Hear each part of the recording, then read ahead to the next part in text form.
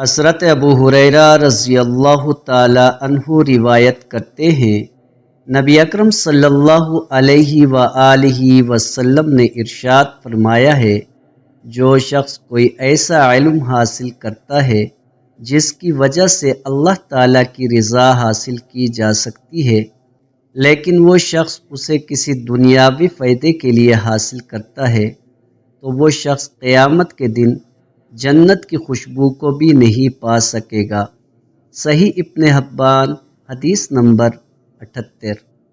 حضرت جابر بن عبداللہ رضی اللہ تعالی عنہ بیان کرتے ہیں، میں نے نبی اکرم صلی اللہ علیہ وآلہ وسلم کو یہ ارشاد فرماتے ہوئے سنا ہے، اے اللہ، میں تجھ سے نفع دینے والے علم کا سوال کرتا ہوں، اور میں ایسے علم سے تیری پناہ مانگتا ہوں جو نفع نہ دے۔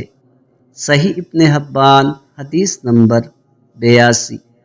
حضرت ابو قتادہ رضی اللہ تعالی عنہ بیان کرتے ہیں، میں نے نبی اکرم صلی اللہ علیہ وآلہ وسلم کو یہ بات ارشاد فرماتے ہوئے سنا ہے، آدمی اپنے بعد جو چیزیں چھوڑ کر جاتا ہے ان میں 3 چیزیں سب سے بہتر ہیں۔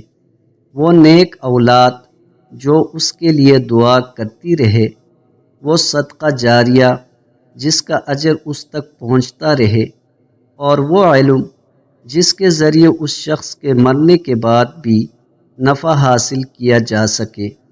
صحیح ابن حبان، حدیث نمبر 93۔